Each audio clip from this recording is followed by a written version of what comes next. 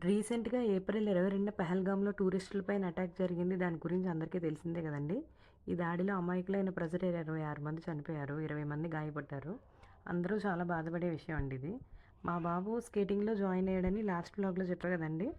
So, గాయపడిన వారు త్వరగా కోలుకోవాలని, చనిపోయిన వారి ఆత్మకి శాంతి చేకూరాలని, ఈ విక్టిమ్స్ అందరికీ మద్దతుగా east Godavari roller sports association వాళ్ళు ఒక ర్యాలీ చేశారండి. యాక్చువల్‌గా ముందు ర్యాలీ గురించి చెప్తే మా బాబు రానన్నాడు. కానీ స్కేటింగ్ జరుగుతున్నప్పుడు వాళ్ళ సార్ ఇలా అటాక్ జరిగింది. చాలామంది చనిపోయారు. వాళ్ళ సోల్స్‌కి పీస్ లభించాలి. మన సపోర్ట్ ఎప్పుడూ ఉండాలని సార్ చెప్పడం, తర్వాత నేను కూడా చెప్పడంతో మా బాబు వెళ్తానని చెప్పాడనమాట.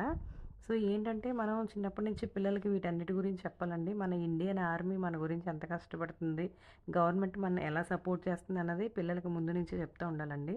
సో, ఈ ర్యాలీ మార్నింగ్ 6:30కి స్టార్ట్ అయిందనమాట. కాకినాడ జిల్లా పరిషత్ అనే సర్కిల్ ఉంటదండి. అక్కడ నుంచి స్కేటింగ్ రింగ్ ఉంటది. అక్కడ వరకు వెళ్లారనమాట.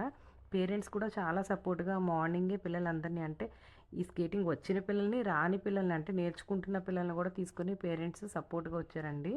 అయితే ఇక్కడ పిల్లలు మంచి మంచి ప్లకార్డ్స్ అనమాట. Say no to terrorism, we support Indian army and Indian government and terrorism మమ్మల్ని భయపెట్టలేదు. ఇండియన్స్ అందరూ ఎప్పటికీ కలిసే ఉంటారు. సపోర్ట్ చేసుకుంటారు. ఇలాంటి ప్లకార్డ్స్ పట్టుకుంటూ ర్యాలీ జరుగుతున్నంత సేపు we love our India, we love our Indian army, we support our Indian army అంటూ నినాదాలు చేసుకుంటూ వెళ్ళారండి. అయితే ఇలాంటి ఒక ర్యాలీలో మేము కూడా పార్టిసిపేట్ చేయడం, పిల్లలకి దీని అంతటి గురించి ఎక్స్‌ప్లెయిన్ చేయడం మాకు చాలా హ్యాపీగా అనిపించింది. సో, మనం అందరం ఎప్పుడూ ఇండియన్ ఆర్మీకి, ఇండియన్ గవర్నమెంట్‌కి సపోర్ట్‌గా ఉండాలండి. Thank you so much.